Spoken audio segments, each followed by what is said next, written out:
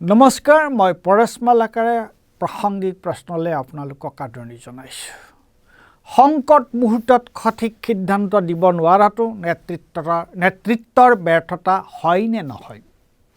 কালি কিয় সংসদৰ নিম্ন সদন লোকসভাৰ কাম কাজ বাৰে বাৰে বাধাগ্ৰস্ত হৈছিল বা আজিও দুপৰীয়ালৈকে কিয় সংসদৰ এটা অচল অৱস্থা চলি আছিল? তাৰ মূল কাৰণ দ্য কাৰাভান আলোচনীত কালিয়ে প্ৰকাশ পোৱা এটা প্ৰবন্ধটোৰ নাম হ'ল নাৰাভানছ মমেণ্ট অফ ট্ৰুথ। প্ৰবন্ধটো লিখিছে সুশান্ত সিঙে। এই প্ৰবন্ধটোত উল্লেখ কৰা যি কথাৰ বাবে কালি সদনত হুলস্থুল লাগিছিল সেই কথাখিনি উদ্ধৃত কৰা হৈছে 4 Stars of Destiny নামৰ এখন অপ্ৰকাশিত আত্মজীৱনীৰ পৰা। এই আত্মজীৱনীখনৰ লেখক হ'ল সেনাবাহিনীৰ প্ৰাক্তন মুখ্য অধিনায়ক chief of army staff general Manoj Mukund Naravane. কিতাপখনৰ প্ৰকাশক পেংগুইন ৰেণ্ডম হাউচ ইণ্ডিয়া। এই কিতাপখন 2024 চনৰ জানুৱাৰী মাহতে প্ৰকাশ হোৱাৰ কথা আছিল, কিন্তু তাৰ আগেয়ে পিটিয়ে 2023 চনৰ ডিচেম্বৰত কিতাপখনৰ ক্ৰিয়দংশ, যাক এক্সট্ৰাপ বুলি কোৱা হয়, প্ৰকাশ কৰিছিল। তাত অগ্নিবীৰ আঁচনি আৰু 2020 চনত ভাৰত আৰু চীনৰ মাজত লাডাখ তথা গালৱানত চলি থকা উত্তেজনা সম্পৰ্কে কেতবোৰ স্পৰ্শকাতৰ তথ্য থকা বুলি প্ৰকাশ পাইছিল। তেতিয়াই কিতাপখনৰ প্ৰকাশন প্ৰক্ৰিয়া শ্লথ হৈ পৰিছিল। কিতাপখনত থকা স্পৰ্শকাতৰ তথ্যবোৰ সদৰি কৰিবলৈ প্ৰতিৰক্ষা মন্ত্ৰালয়ৰ অনুমতিৰ প্ৰয়োজন হ'ব বুলি কোৱা হৈছিল। সেই তেতিয়াৰ পৰা এতিয়ালৈকে প্ৰতিৰক্ষা মন্ত্ৰালয়ে কিতাপখন মুকলি কৰি দিয়া নাই। দি কাৰাভান আলোচনীয়ে কি কথা উল্লেখ কৰিছিল, যিটো কথা লোকসভাত বিৰোধী দলপতি ৰাহুল গান্ধীয়ে ক'ব বিচাৰোঁতেও তেওঁক ক'বলৈ দিয়া নহ'ল আৰু বাৰে বাৰে কালি সদনত এক হুলস্থুলীয়া পৰিৱেশৰ সৃষ্টি হ'ল আৰু যাৰ কাৰণে সদন স্থগিত ৰাখিবলগীয়া হৈছিল। সেই কথাটো আছিল এনেধৰণৰ। ঘটনাটো 2020 চনৰ 31 আগষ্টৰ। তেতিয়া নিশা 8:15। সেই সময়ৰ উত্তৰ ভাৰতৰ সেনা অধিনায়ক northern army commander lieutenant general Yogesh যোশীয়ে সেনাবাহিনীৰ মুৰব্বী নাৰভানক জনাইছিল যে 4খন চীনা টেংক ৰিচিনলাৰ ফালে আহি আছে আৰু তাৰ পিছে পিছে চীনা সৈন্যও আহি আছে। ভাৰতৰ প্ৰতিৰক্ষাৰ বাবে কৈলাশ পৰ্বতমালাৰ ওপৰত থকা ৰিচিনলা এটুকুৰা অতি গুৰুত্বপূৰ্ণ ঠাই। সেইখিনি ঠাই তাৰ সেইদিনাই তাৰ ওচৰে পাঁজৰৰ ঠাই ভাৰতীয় সৈন্যবাহিনীয়ে নিজৰ দখললৈ আনিছিল। লেফটেনেণ্ট জেনেৰেল যোগেশ যোশীয়ে নাৰভানক জনাইছিল যে ভাৰতীয় সৈন্যবাহিনী মোতায়েন কৰি থোৱা ঠাইৰ পৰা মাত্ৰ কেইশমান গজৰ আঁতৰত চীনা টেংক আৰু সৈন্যবাহিনী। যিকোনো মুহূৰ্ততে তেওঁলোক আমাৰ ওচৰ পাবহি। আমি ওপৰলৈ গুলী চলাই তেওঁলোকক সতৰ্ক কৰি দিছোঁ, কিন্তু তৎসত্ত্বেও তেওঁলোক আমাৰ ফালে আহি আছে। আমি এতিয়া কি কৰা উচিত? নাৰভানে তৎক্ষণাৎ পৰিস্থিতিটোৰ গুৰুত্ব উপলব্ধি কৰিব পাৰিছিল।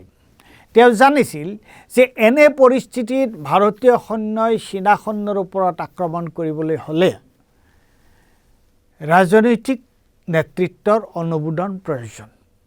তেওঁ ততালিকে প্ৰতিৰক্ষা মন্ত্ৰী ৰাজনাথ সিং, ৰাষ্ট্ৰীয় নিৰাপত্তা উপদেষ্টা অজিত ডোভাল, সেনাবাহিনীৰ সৰ্বাধিনায়ক বিপিন ৰাৱত আৰু বৈদেশিক মন্ত্ৰী এছ জয়শংকৰৰ লগত যোগাযোগ কৰি তেওঁলোকৰ পৰা এটা নিৰ্দেশ বিচাৰিছিল। হোৱাট আৰ মাই অৰ্ডাৰ্ছ, অৰ্থাৎ আমি এতিয়া কি কৰোঁ? কিন্তু তেওঁলোকৰ কোনোজনে কোনো স্পষ্ট নিৰ্দেশ দিয়া নাছিল। নাৰভানে পুনৰ 9:25 ৰাজনাথ সিঙক ফোন কৰিছিল। নাই, তেতিয়াও কোনো নিৰ্দেশ নাই। ইতিমধ্যে পৰিস্থিতি জটিল হৈ পৰিছে। অৱশেষত নিশা 10:30 বজাতহে ৰাজনাথ সিঙে প্ৰধানমন্ত্ৰীৰ লগত আলোচনা কৰি নাৰভানক জনালে। আৰু কি জনালে জানেনে? जो উচিত সমঝো ও কৰো, অৰ্থাৎ যি উচিত বুলি ভাবা তাকে কৰা। এতিয়া প্ৰশ্ন হ'ল, দেশৰ প্ৰতিৰক্ষা তথা নিৰাপত্তাত জড়িত এনে এক চৰম মুহূৰ্তত প্ৰধানমন্ত্ৰী বা প্ৰতিৰক্ষা মন্ত্ৰীয়ে সেনাবাহিনীক তোমালোকে যি উচিত বুলি ভাবে তাকে কৰা বুলি কোৱাটো এটা অত্যন্ত দায়িত্বজ্ঞানহীন কথা হয় নে নহয়? অনবৰতে নিজকে বিশ্বগুৰু বুলি ফিতাহি মাৰি থকা প্ৰধানমন্ত্ৰীয়ে বা কথাই কথাই চীনক ধমক দিয়া প্ৰতিৰক্ষা মন্ত্ৰী বৈদেশিক মন্ত্ৰী আৰু অন্যান্য সকলে এনেকৈ বিলম্ব কৰি মূৰপুলুকা মৰাটো কেনে কথা সেইকাৰণে বিৰোধী নেতা ৰাহুল গান্ধীয়ে বিষয়টো সদনত উত্থাপন কৰিব বিচাৰতেও চৰকাৰী পক্ষৰ সাংসদসকলে সদনত হুলস্থুল লগাইছিল स्पीकर सर ये गारंटीड ऑथेंटिक है इसमें नारावाने जी ने कहा है कि उनका मेमोआर है उसे सरकार पब्लिश नहीं होने दे रही है इसमें सब लिखा है और मैं सिर्फ इसमें से 5 लाइन पढ़ना चाहता हूं जिसमें नारावाने जी ने राजनाथ सिंह के बारे में और मोदी जी के बारे में बोला है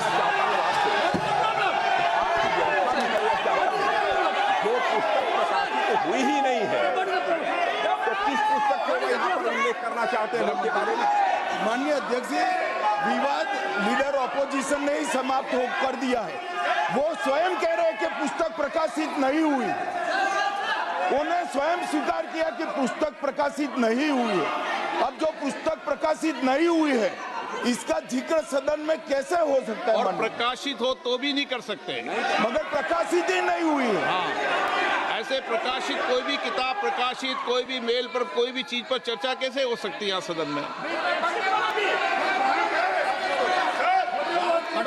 माननीय सदस्य आप राष्ट्रपति अभिभाषण को बोले were within a few hundred meters of our positions on the Kailash range.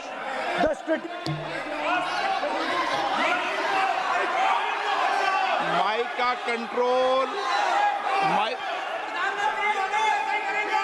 सदन को गुमराह करने की कोशिश न करें और यहाँ अनावश्यक बातों का उल्लेख नहीं किया जाना चाहिए राहुल जी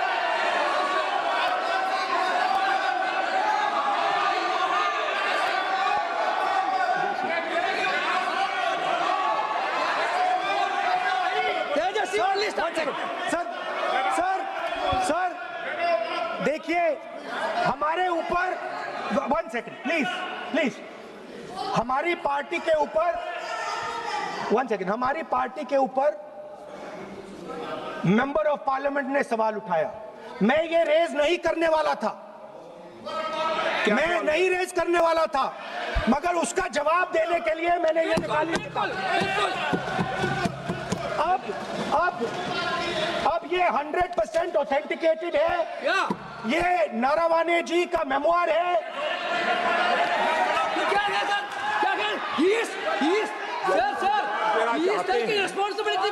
कोई ऑथेंटिक सोर्स तो चाहिए कोई ऑथेंटिक सोर्स तो चाहिए और जिस किताब का उल्लेख वह कर रहे हैं वह किताब आज तक प्रकाशित ही नहीं हुई है ये उल्लेख कहां से कर रहे हैं मैं ये जानना चाहता हूं अध्यक्ष जी सदस्य पॉइंट ऑफ ऑर्डर रेज करें क्या पॉइंट ऑफ ऑर्डर है 349(1) shall not read any book, newspaper or letter except intention. Sir satanic versus ban कर दिया इस कांग्रेस सरकार ने और उस पर चर्चा नहीं किया हमारे अडवाणी जी और अटल जी चर्चा करना चाहते थे वो তেওঁলোকৰ নেতাৰ মুখা খোল খাব বুলিয়েই চাগে নাৰভানৰ আত্মজীৱনী 4 Stars of Destiny এতিয়াও প্ৰকাশ নোহোৱাকৈ আছে আচলতে প্ৰচাৰৰ বাহিৰে প্ৰকৃততে ভাৰতীয় জনতা পাৰ্টিৰ নেতাসকলৰ আছে কি সেন্দুৰ অভিযানৰ সময়ত ভাৰত পাকিস্তানৰ মাজৰ সামৰিক উত্তেজনা আমেৰিকা যুক্তৰাষ্ট্ৰৰ ৰাষ্ট্ৰপতি ডোনাল্ড ট্ৰাম্পে বন্ধ কৰিছিল বুলি কিমানবাৰলৈ কৈছিল অথচ সংসদৰ মজিয়াত এতিয়ালৈকে প্ৰধানমন্ত্ৰীয়ে তাক স্পষ্টভাৱে অস্বীকাৰ কৰিব নোৱাৰিলে আমি উত্তৰ পূব ভাৰতৰ নাগৰিকসকলে এইবোৰ কথা ভালকৈ প্ৰত্যক্ষ কৰিছোঁ মণিপুৰ আভ্যন্তৰীণ সংঘৰ্ষত জৰ্জৰিত হৈ থকা সময়ত সকলোৱে দাবী কৰিছিল যে প্ৰধানমন্ত্ৰীয়ে মণিপুৰ ভ্ৰমণ কৰক কিন্তু সৌখিনলৈকে নৰেন্দ্ৰ মোদী মণিপুৰলৈ আহিবলৈ সময় বা সাহস হোৱা নাছিল নৰেন্দ্ৰ মোদীৰ মণিপুৰলৈ আহিবলৈ সময় বা সাহস হোৱা নাছিল অসমৰ মুখ্যমন্ত্ৰী হিমন্ত বিশ্ব শৰ্মাৰো একেই দশা নেডাৰ আহ্বায়ক হিচাপে নিৰ্বাচনৰ সময়ত উত্তৰ পূবৰ ৰাজ্যসমূহলৈ অহা যোৱা কৰি তেওঁ যিমান তৎপৰতা দেখুৱাইছিল মণিপুৰ জ্বলি থকা সময়ত কিন্তু তেওঁ এবাৰলৈও তালৈ যোৱা নাছিল। এইখিনিতে মই সম্প্ৰতি পঢ়ি থকা আৰু অলপতে ঢুকুৱা বিখ্যাত পৰিৱেশ বিজ্ঞানী মাধৱ গাডগিলৰ আত্মজীৱনী এ ৱাক আপ দ্য হিলৰ ৭৮ পৃষ্ঠাত থকা এষাৰ কথালৈ মোৰ মনত পৰিছে। এই কথাটো কৈছিল ভাৰতৰ প্ৰাক্তন ৰাষ্ট্ৰপতি APJ আব্দুল কালামে। প্ৰখ্যাত বিজ্ঞানী সতীশ ধাৱান 1979 চনত ভাৰতীয় মহাকাশ গৱেষণা কেন্দ্ৰৰ ইছৰোৰ অধ্যক্ষ আছিল। তেতিয়া তেওঁৰ অধীনত কাম কৰা কালামৰ দলটোৱে মহাকাশলৈ উপগ্ৰহ এটা নিক্ষেপ কৰাত ব্যৰ্থ হৈছিল। ধাৱানে কিন্তু সংবাদমেল পাতি সমূহীয়াকৈ সেই ব্যৰ্থতাৰ দায়িত্ব নিজে মূৰ পাতি লৈছিল।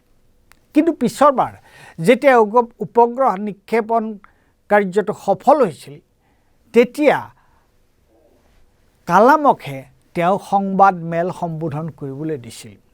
সেয়াই হ'ল প্ৰকৃত নেতা। নিজৰ ব্যৰ্থতা ঢাকি সততে কেৱল সফলতাৰ গৌৰৱ বুটলি ফুৰাজন কেতিয়াও প্ৰকৃত নেতা হ'ব নোৱাৰে। ৰ'ব এইখিনিতে মই আৰু শেষ কৰিছোঁ অন্য এটা কথা কৈ। এই যে সেইদিনা ৰাতি এই ধৰণৰ প্ৰধানমন্ত্ৰী প্ৰতিৰক্ষা মন্ত্ৰীৰ পৰা কোনো ধৰণৰ সঠিক সিদ্ধান্ত নোপোৱা স্বত্তে আৰ্মীৰ তেওঁলোকে যে এটা দুধুৰ মুধুৰ অৱস্থাত পৰিছিল, তেতিয়া ৰাজনৈতিক নেতৃত্বৰ পৰা সিদ্ধান্ত নোপোৱাৰ পিছত আৰ্মীয়ে সেনাবাহিনীয়ে কি কৰিছিল সেইটো জনাটো দৰকাৰ। সেনাবাহিনীয়ে তেতিয়া কিন্তু বীৰ দৰ্পে তেওঁলোকে চীনা সৈন্যক বাধা দিছিল। চীনা সৈন্যৰ আগত তেওঁলোক উপস্থিত হৈছিল আৰু চকুৱে চীনা সৈন্যৰ চকুত চকু ৰাখি তেওঁলোকক বাধা দিছিল। আৰু তেতিয়া সৌভাগ্যৰ কথা যে চীনা সৈন্য তেওঁলোকে আগৰ স্থানলৈ উভতি গৈছিল। গতিকে ভাৰতীয় সৈন্য বাহিনীয়ে ঠিকেই সিদ্ধান্ত ল'লে, কিন্তু ৰাজনৈতিক নেতৃত্বহে ব্যৰ্থ হ'ল। আৰু সেই ব্যৰ্থতা সেই জুলুঙাৰ মেকুৰী ওলাই পৰিব বুলিয়েই এতিয়া সংসদত বিৰোধী দলপতি ৰাহুল গান্ধীক তেওঁলোকে এই কথাটো উল্লেখ কৰিবলৈ দিয়া নাই। ধন্যবাদ।